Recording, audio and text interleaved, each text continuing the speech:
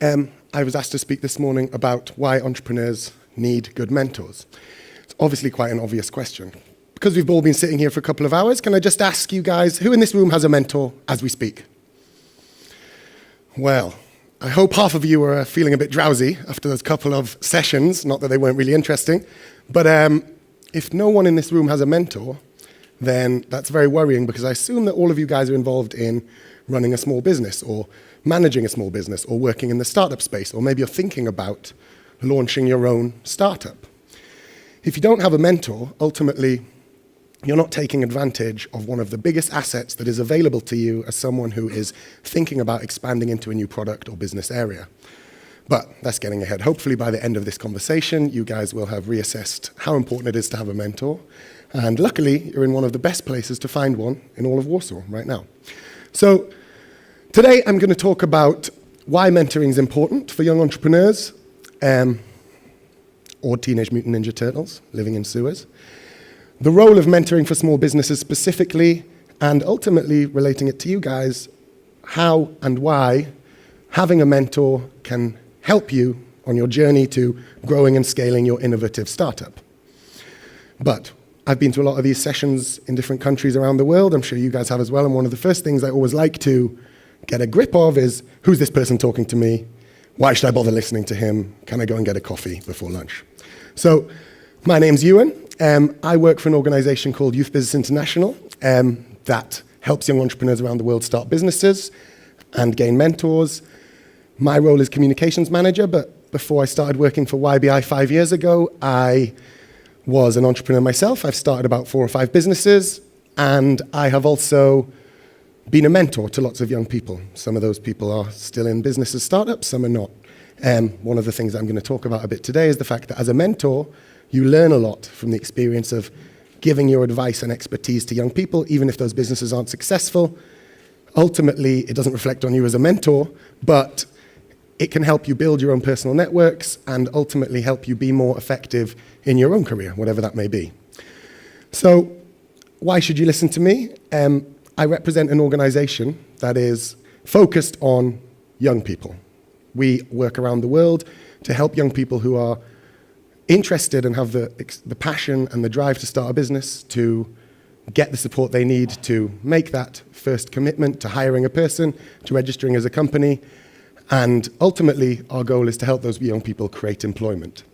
We do this because, as far as my organization is concerned, one of the biggest challenges being faced in the world today is the epidemic of global youth unemployment. I just looked it up this morning. The current youth unemployment rate in Poland is about 20%. 1 in 5 people age under 25 is unemployed in this country. That's not that high across Europe. It's certainly not that high across the world. But globally, youth unemployment is a huge, huge, huge issue. And I think that if you just look at this statistic here, this is from the current ILO report into youth unemployment trends, we can see that young people are bearing a huge brunt of the global economic slowdown. The credit crunch led to huge slowdowns in global hiring numbers. Often it's the young people just out of college or university who aren't failing to get those jobs because older people are working for longer.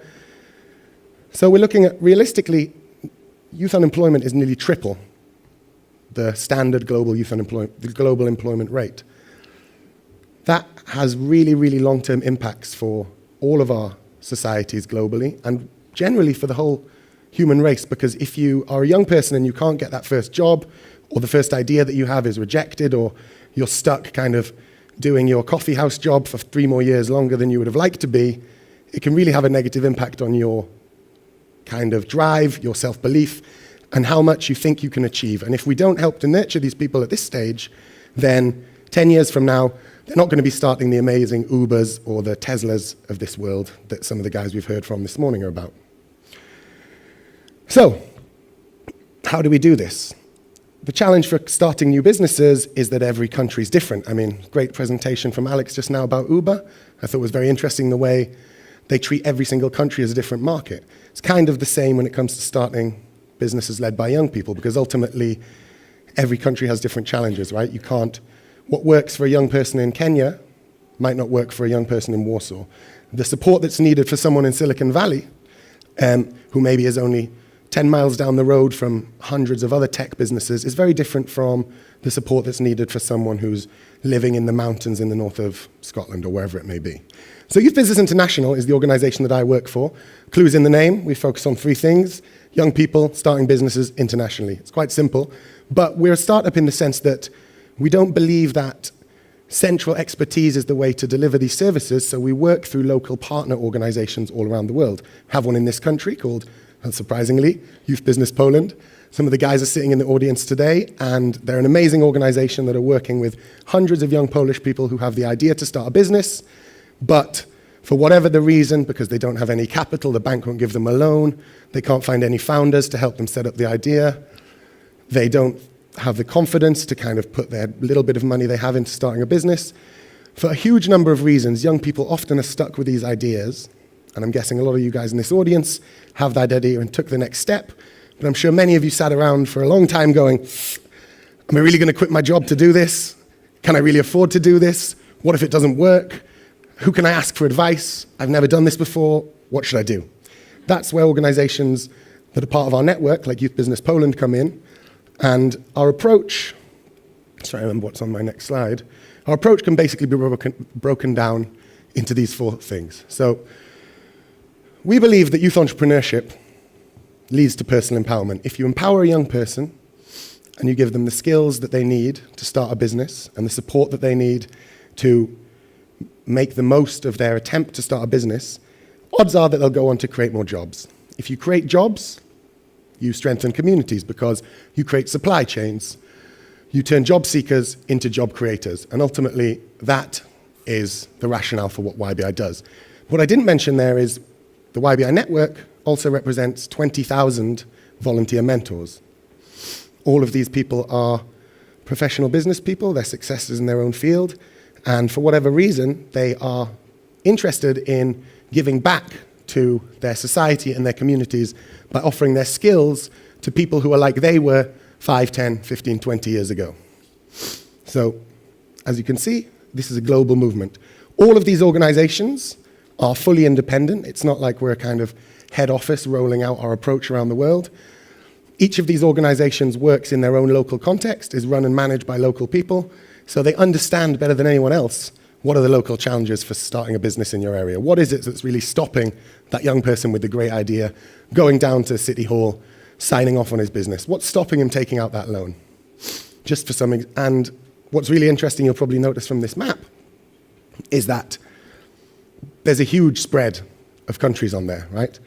And a lot of those countries, you probably don't associate them with innovation or tech startups or innovation-focused businesses.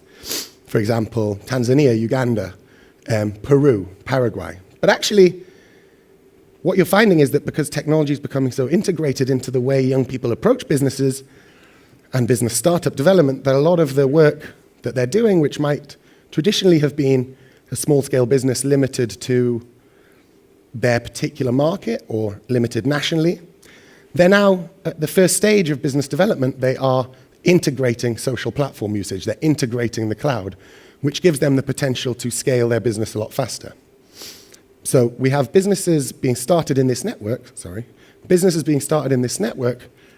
which, although they're not inherently innovation-focused tech businesses, they are actually finding that because of this network, we're finding new applications and potential to scale, whether it's a farming solution or a new product or a particular food product that's available somewhere in Peru. We're finding that because of the YBI network, people are able to scale these products through first their regional communities and then ultimately globally. And of course, we have members like Youth Business USA, which is based in Silicon Valley. They're focused very much on tech entrepreneurship, innovation-focused startups. They're giving out large chunks of capital to some really innovative young businesses. In the United Kingdom, our member is an organization called Virgin Startup, founded by a little-known entrepreneur called Richard Branson. Probably never heard of him. He's not very successful. And we also have some really interested innovation-focused tech businesses in Hong Kong, in Singapore, in Saudi Arabia, and right across the network. And obviously, though we have lots of members up there in Europe, we have a really fantastic organization, Youth Business Poland. which leads me nicely on to what is Youth Business Poland. So they're the local chapter or member organization of Youth Business International. And what they do is they work with young Polish people to start businesses. In the 8 years since they've been working, they've created 600 new businesses. And what we mean by that is they've been contacted by a young entrepreneur or a potential young entrepreneur in Poland, someone who's interested in starting a business, and they've gone through this discussion process with them.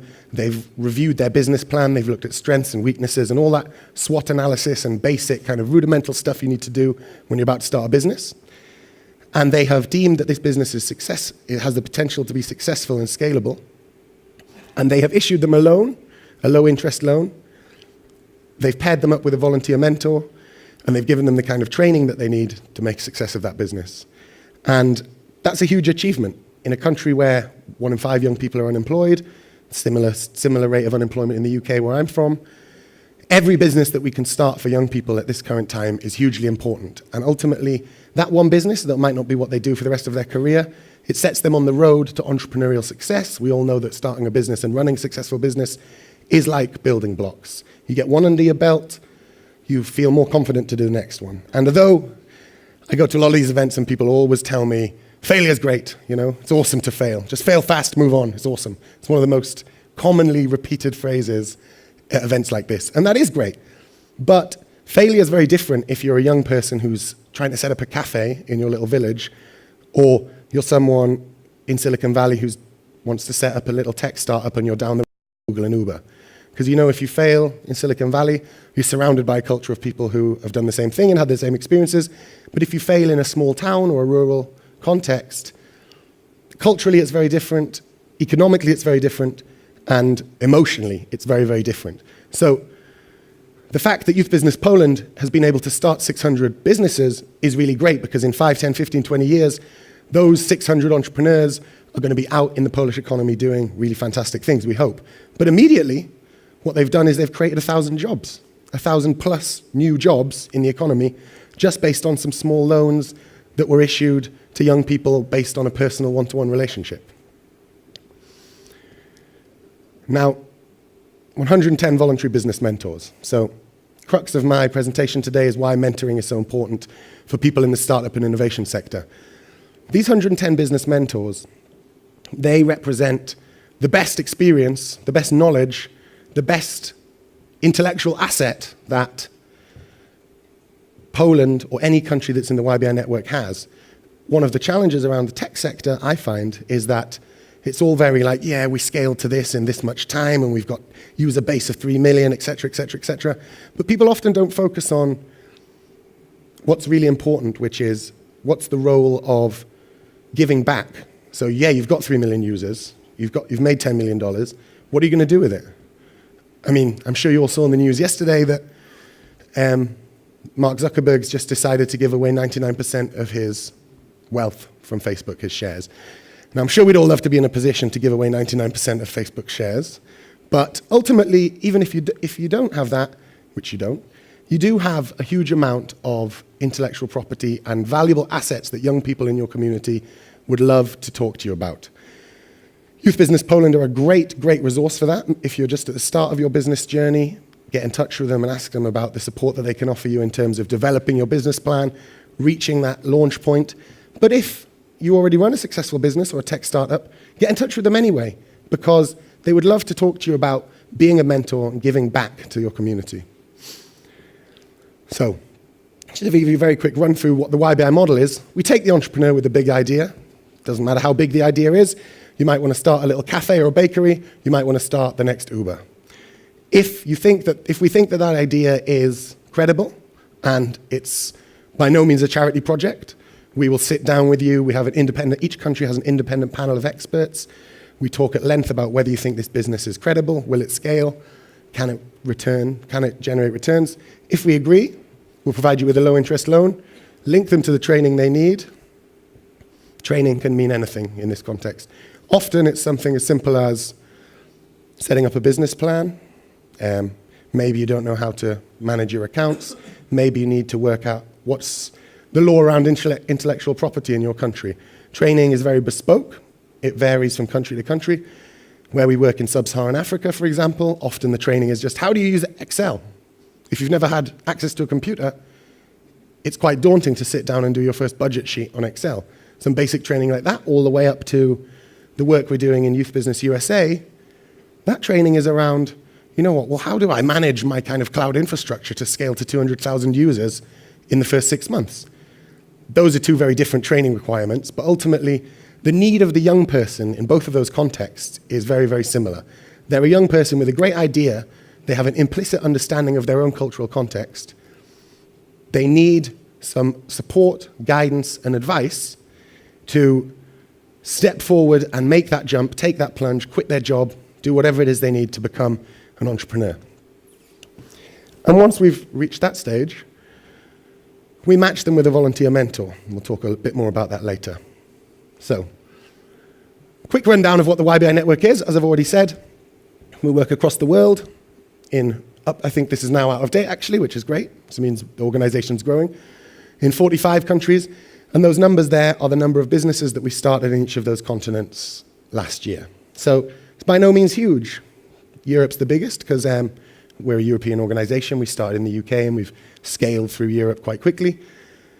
But 8,000 businesses were started in Europe last year. It's not huge by any means. There's a lot of unemployed young people out there. There's a lot of entrepreneurs who don't have the support they need to start a business. But we're really proud of this because we're growing quickly and we're providing support. And if you look at that, it's around 20,000 businesses were started last year by our members around the world.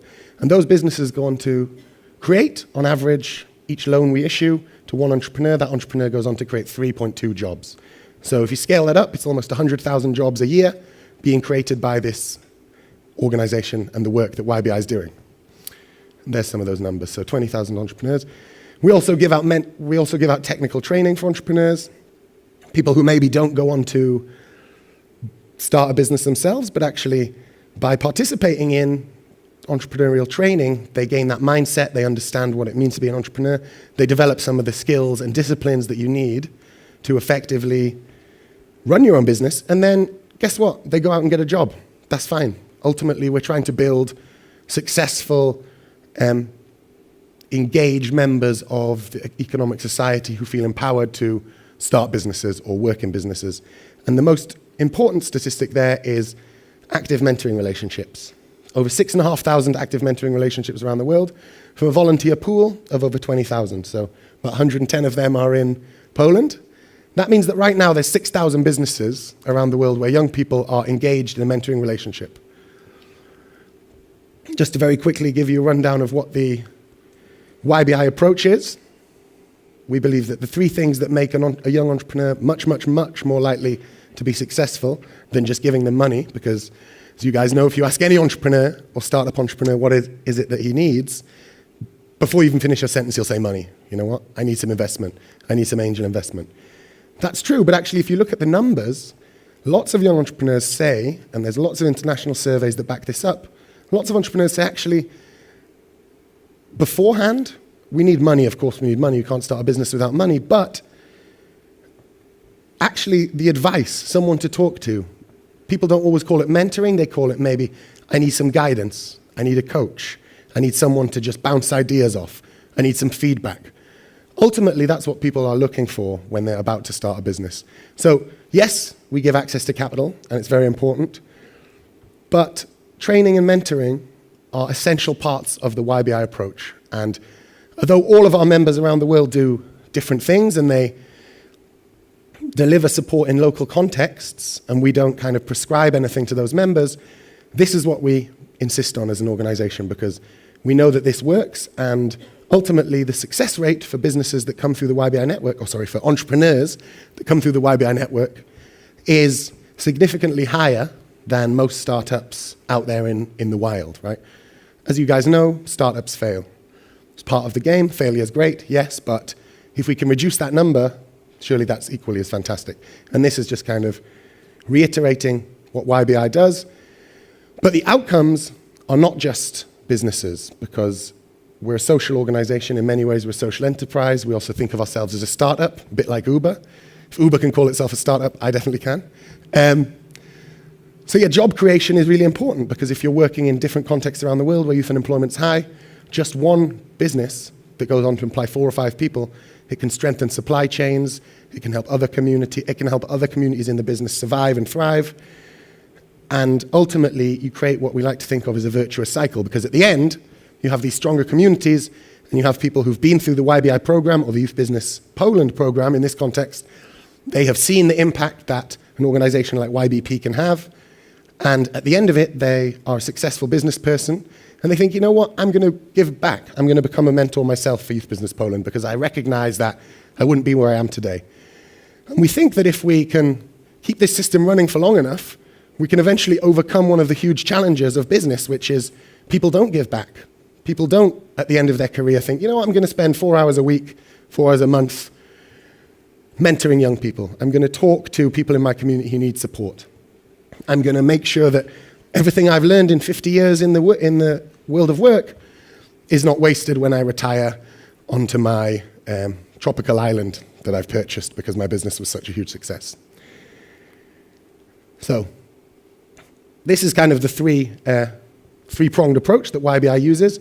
But obviously today I want to focus on mentoring because mentoring is such a huge important part of being a startup, and also Youth Business Poland are such incredible innovators in this space, and the work that they're doing is really some of the leading work into mentoring approaches in the YBI network. So why is mentoring important? Well, maybe it isn't that important since no one in this room seems to have a mentor.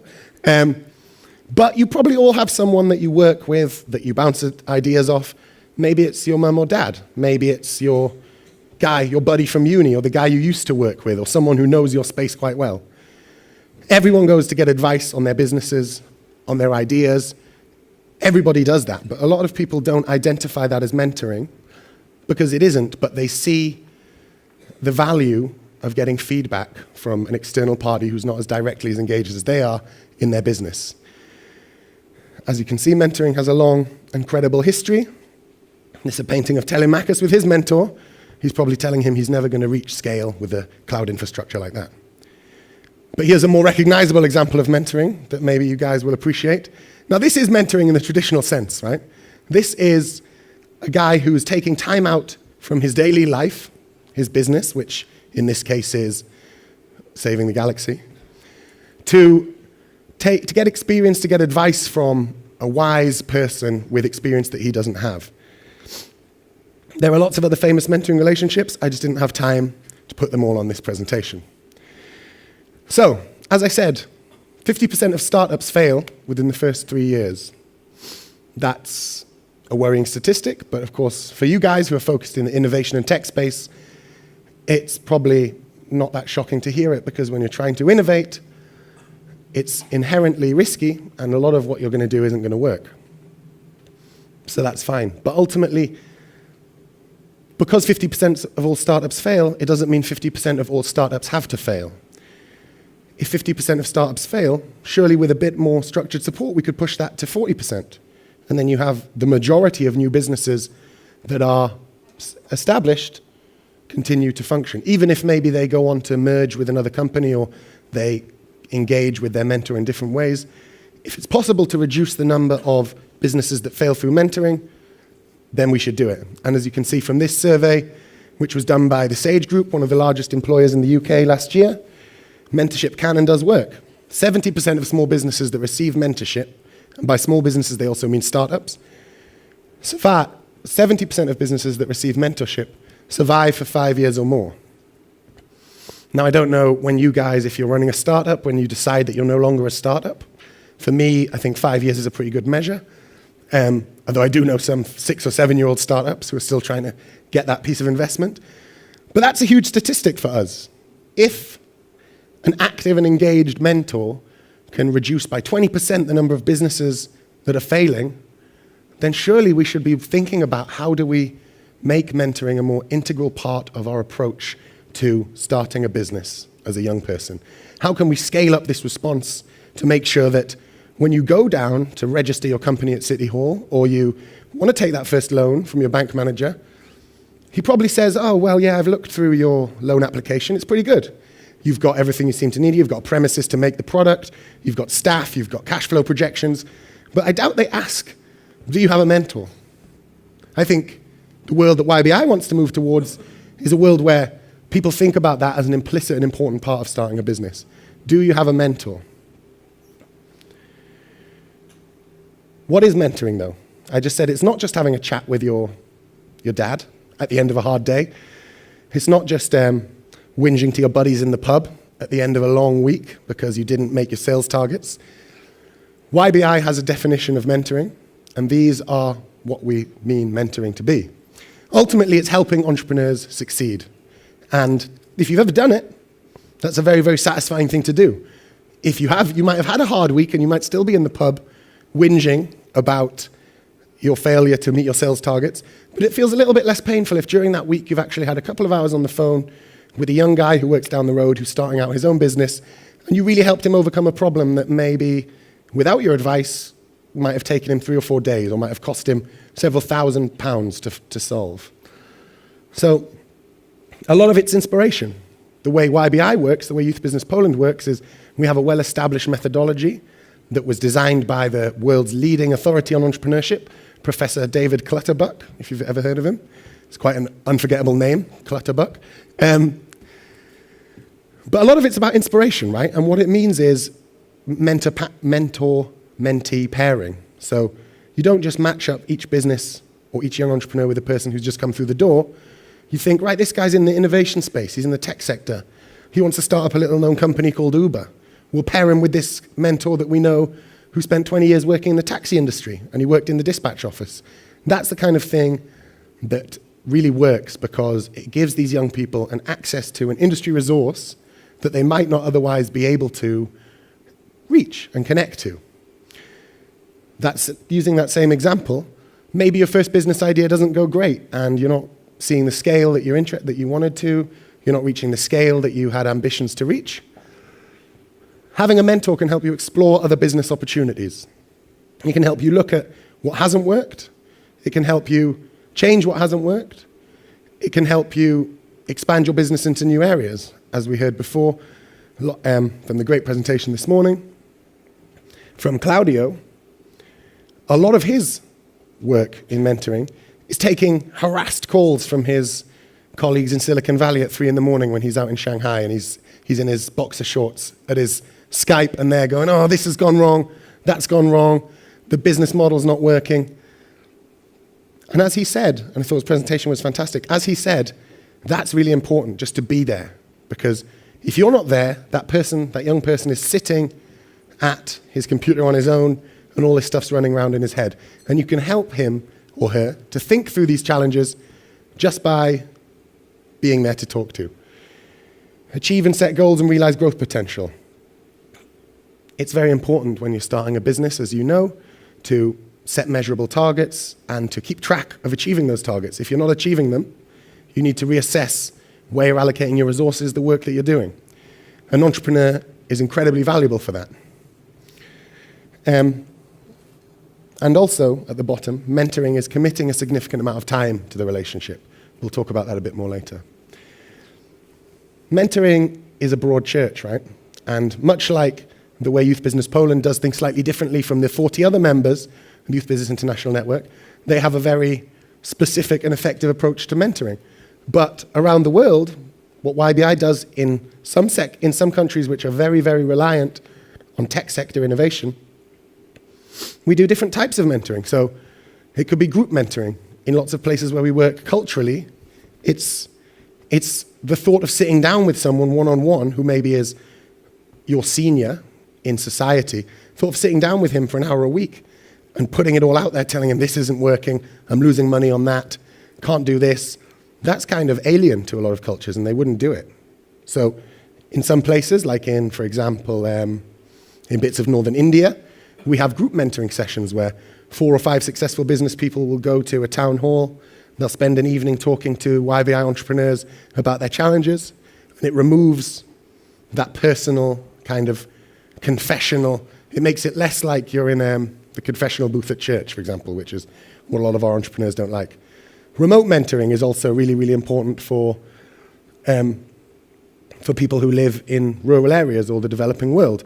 If you're 200 miles away from your nearest urban center, it's unlikely that you're going to get to meet with your mentor once a week. But that doesn't mean you can't receive mentoring. One of the things that we're doing in the United States at the moment is working with our organization there, Youth Business USA, and some of the founders of blockchain, the technology behind Bitcoin, to develop an app, a mentoring app, which will allow young entrepreneurs and their mentors to connect anywhere in the world. And once you've done that, I mean, it's kind of like the Uber technology that we were just talking about before. Ultimately, Uber was conceived of as a town car rental service in one city. But very quickly they realized this platform could be used for anything, whether it's delivering pizzas or puppies or helicopters, right? We've got a tool here that people are comfortable using to do this one thing. And I mean, I remember reading a while back that when Facebook bought WhatsApp for $2.5 billion, everyone was really shocked because, like, why have they bought a messaging app? There's already hundreds of those out there. And I read an interview with Bill Gates who said, someone asked him, why? Would you ever have bought WhatsApp for $2 billion? It seems crazy. Remember what happened to Instant Messenger? We all used to use that, and now it's gone. And what he said was very telling. He was like, getting people to be comfortable using your technology, using an app, is the biggest step. Because once they're sending a text message to their friends comfortably on that app, it's not a big jump to get them sending a picture or a video or a song or an address. And that's the same principle that applies with all of this technology. Once you can get people comfortable using something, you can really expand the bandwidth and the potential of what it can do. So the product that we're working on in the States with Bitcoin and blockchain is this remote mentoring app. And think about the potential of that, right? Yeah, it would work fantastically well for someone who lives 200 miles away from their mentor, but also there's a lot of potential for other ways to do it. So one of the things that we're always doing as an organization is thinking, how can we get businesses involved in mentoring? There's hundreds and thousands of fantastic professionals in Warsaw. How many of them are working for huge companies? Like when I arrived last night, first thing I saw was the EY, Ernst & Young Tower. I was like, oh God, not again. But I was like, so those guys are here as well. How many EY staff are providing mentoring services to young entrepreneurs in Poland? I bet it's not very many. But EY are rightly admired around the world for their incredible expertise in finances and accounting. What if you could create a way for a young person who's sitting there with their first business plan and they have a spreadsheet in front of them?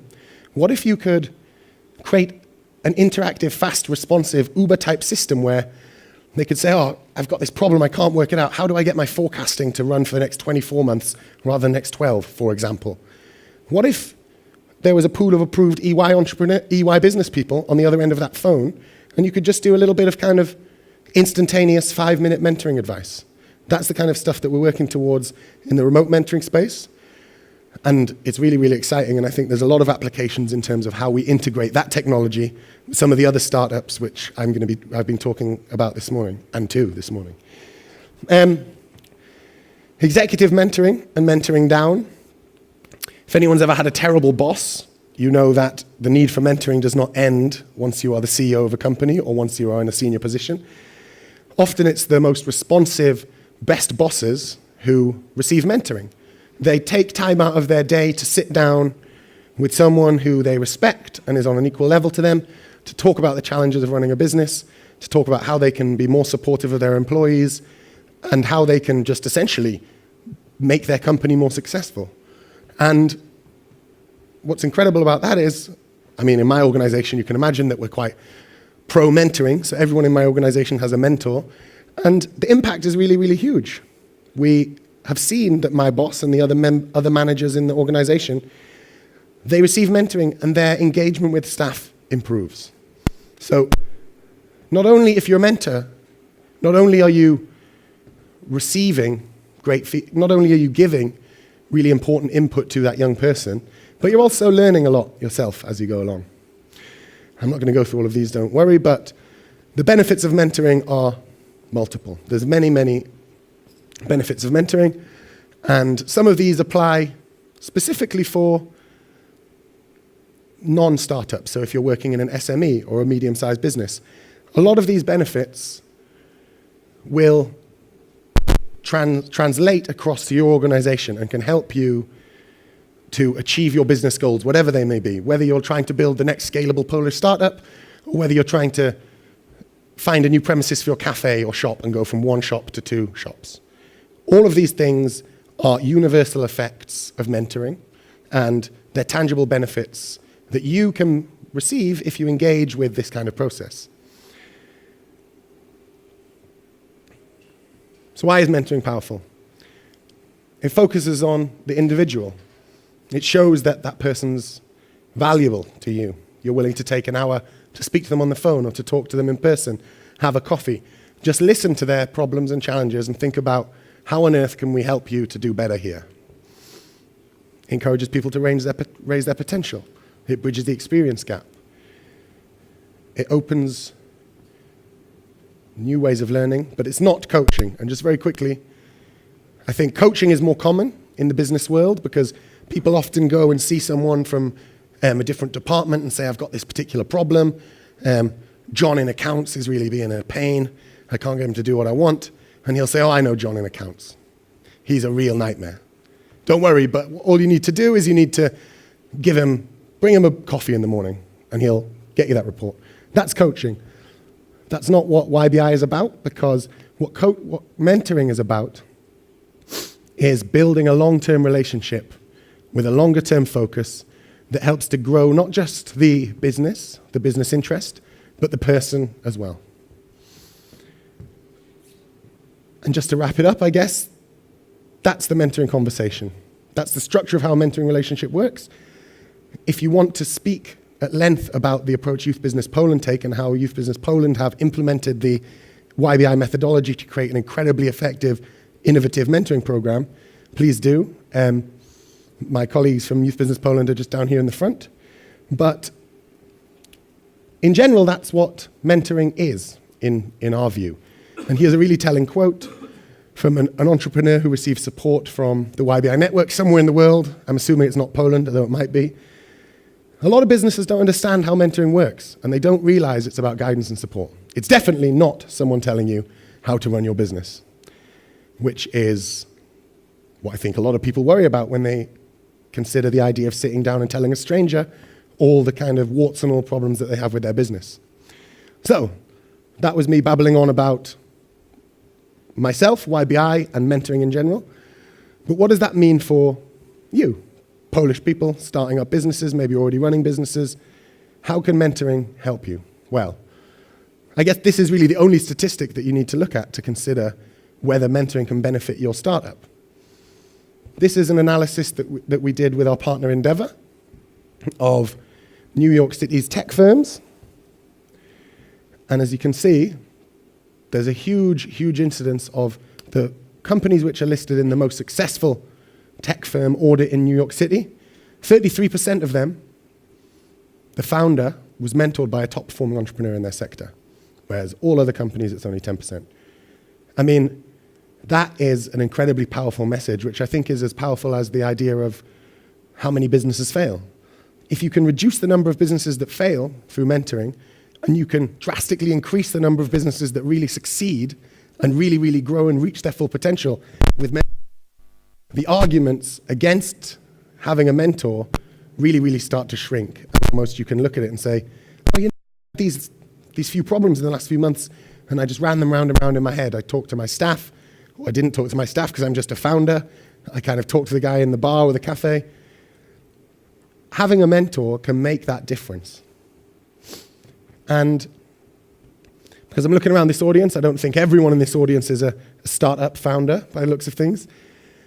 Mentoring can help you and support you on every stage of your business journey. And the four that I've identified here are startup founder, whether you're a company manager, an active member of a community, or a successful entrepreneur.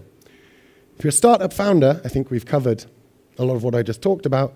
They can help you to do all of the basics, you know. And one thing that I always mention is that a mentor is not someone on your board, and it's not an angel investor. I mean, Claudio, who was here this morning, sounds like a great mentor. He was on the Skype at 3 in the morning from Shanghai to his stressed out mentee. But ultimately, he had a vested interest in that business because he was an investor, right? Sometimes you have a great relationship with your investors and your board, sometimes not so much, and you might not feel comfortable calling them up at 3 in the morning and saying, you know all that money you gave me? We're about to lose it because his business is not succeeding. A mentor is not your boss, teacher, or parent, so you can speak freely to them, and there's no time where this is more important than at the beginning of your business journey. And ultimately, having a mentor creates an entrepreneurial advantage. If you pick that mentor right, or approach an organization like Youth Business Poland, and they help you pick your mentor correctly, you're getting an incredibly engaged person with years of sector experience, a huge black book of contacts, an incredible amount of knowledge. You don't have to reinvent the wheel. All of that stuff is hugely important. People pay huge amounts of money for those services in a professional consultancy context. But here, we've got this incredible asset of people who know this stuff, and they want to give it back because they've had a successful career themselves. They want to see young people do the same thing. So why not take advantage of that? If you're a company manager, we've kind of covered this already. Just because your startup succeeded, you've gone from 1 employee to 10 to 20, that doesn't mean you should stop thinking about mentoring, stop thinking about feedback, stop thinking about how you can engage people with the idea of improving themselves, improving their company, improving your company's outcomes, and ultimately keeping staff, being more responsive to innovation, and reinforce your organizational culture. Now, this is a really interesting one, actually. So, say you're running a small startup in the Warsaw startup scene. You meet your peers and colleagues every now and then. If you're like me, you go to lots of networking events. The whole startup space is increasingly collaborative, and all of the data shows that the communities and societies that have the most effective startup scenes are the ones that collaborate the best. And if we can skip forward, a great case study of that is Startup Delta. I don't know if any of you guys have heard of this, but this is an initiative from the Dutch government in the Netherlands, promoted by the Minister for Digital from the European Council called Nelly Cruz, who's as close as the European Commission comes to having a rock star minister. This is basically a community of everyone involved in startup and tech business innovation in the Netherlands, right? And by working together, they provide a forum for mentors to connect with each other, for startups and founders to find people in their sector who have experience. All of that stuff is hugely valuable. And if you look at the impact of something like Startup Delta, it's really, really helped the Netherlands to kind of leapfrog lots of other countries and become one of the most innovative spaces in terms of startup innovation in all of Europe. And that is because they are creating an open playing field for mentoring to happen. And it goes back to all of the different types of mentoring I mentioned before. It's not necessarily a long-term relationship. It's that next step from meeting someone at a networking event. And this is why. So we hear a lot about Silicon Valley talking about, we speak about Silicon Valley a lot when we're talking about tech innovation.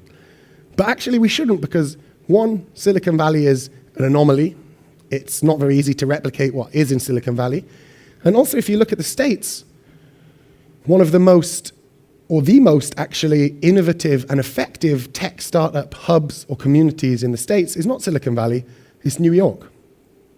And that's because New York has managed to create a hugely scalable approach to engagement and mentoring. And that's because they sat down and they went, we know that the main asset of all of these businesses that are starting up in New York City is the intellectual property that they have, the knowledge of the entrepreneurs that they're working with, et cetera, et cetera. So they set these 7 metrics for sharing that knowledge, right? How do you make sure that these people who have all this knowledge, the repositories of all this information, are sharing it with young people who want to start up?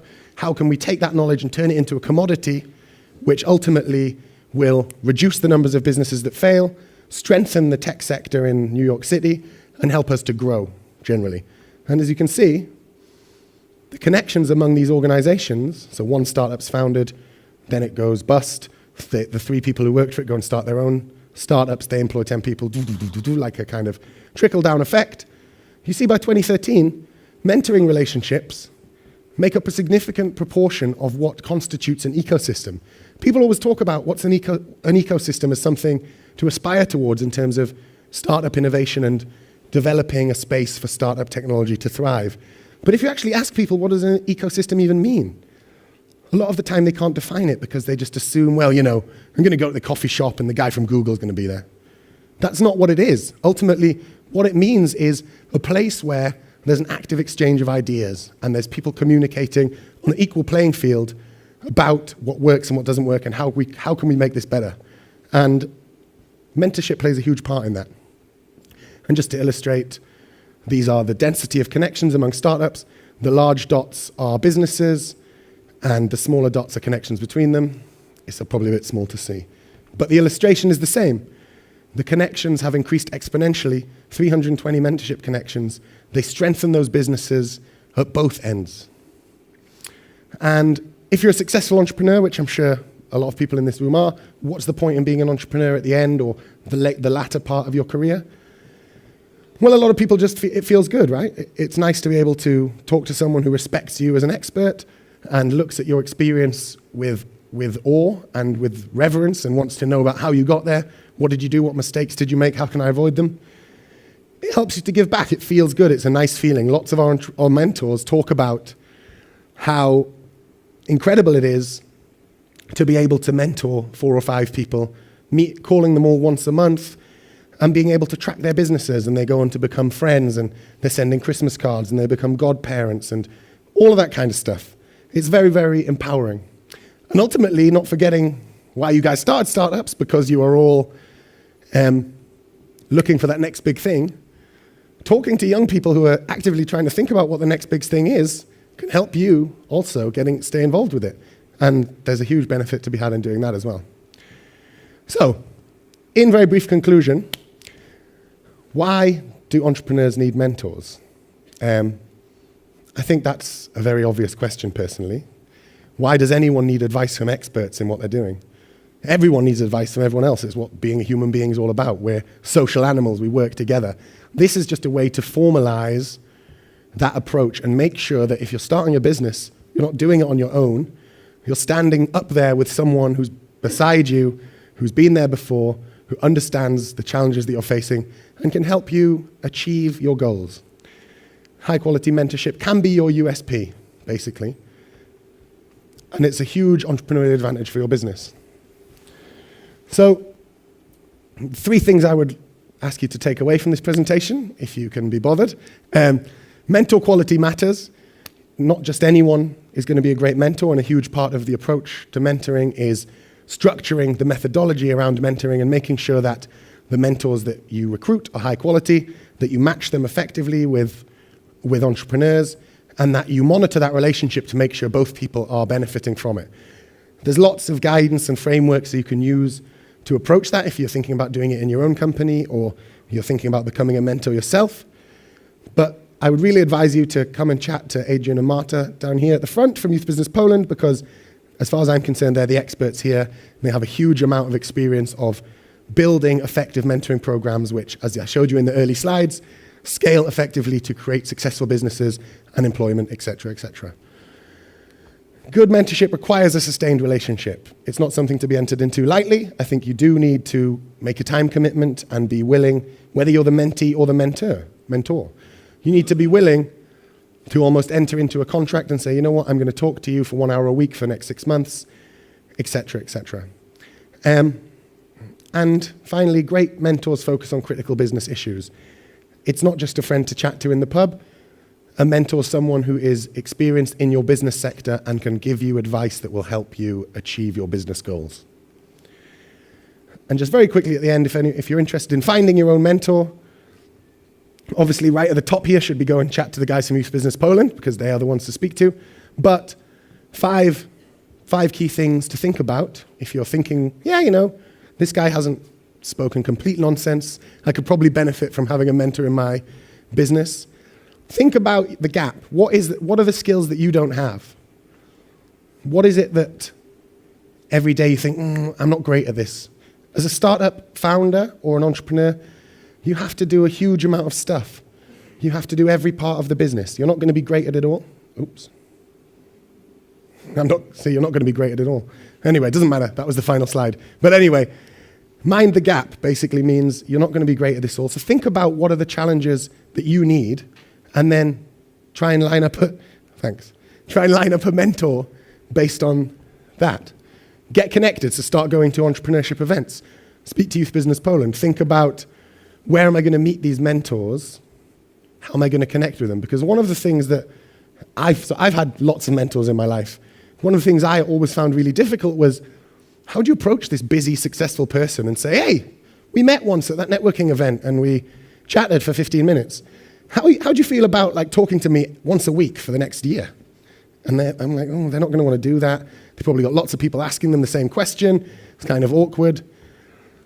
Think about what's your pitch to a mentor and then refine it. If you're a startup founder, you're probably very good at pitching for investment. Think about how you pitch your business proposition and how you pitch yourself as an entrepreneur. Think about how you will meet this person on a first date, first mentoring date. Will it be over the phone? Make it comfortable for them. Think of a place that maybe is very convenient for them to reach. For example, when I meet my mentor, he works in the City of London. I always go to his office at a time in the day when he's quite flexible. So maybe it's just after lunch. I'll make the time to go and meet him. And again, going back to Claudio's presentation from this morning, make yourself stand out from the crowd. So when that guy approached him through LinkedIn, the Polish entrepreneur who's now making an electric bike with, he was like, oh, you know, I get lots of these propositions because I'm a successful angel investor. But this guy took the time to send him a detailed personalized email. And then once they had this first phone call, he was like, yeah, here's what you've said I need to do. 5 minutes after the phone call, he sent him an email saying, here's what we've agreed to do. 3 days later, he sent him an email saying, all that stuff's done. That impressed this guy. And now you see the outcome is he's invested in a brand new type of electric bike being manufactured here in Poland, being launched this year. That's a fantastic result. I'm confident that that business would not have been able to achieve what it's achieved without the support of that mentor investment relationship. One of the things I did when I was trying to find a mentor was I read an article that he had written in a local newspaper about businesses, and I just sent it back to him with some feedback. I emailed him saying, yeah, I read your article, it was great, but I disagree with you on these points. And that interested him. He kind of thought, oh, this guy's got something about him, he's kind of interested in what I'm doing. And it's not just the same standard email which says, hi, I'm interested in receiving your services, do you mind giving me an hour a week for free? It makes you stand out from the crowd, and that investment shows that you're an entrepreneur. And ultimately, if you want to be an entrepreneur, you've got to be entrepreneurial. I think that goes without saying. And ultimately, being a mentor or being a mentee, to get there, you have to be entrepreneurial. And that first step requires entrepreneurial instinct. And once you can take that step, I guarantee that you will feel much better about it. And ultimately, your business is going to benefit. Thank you very much.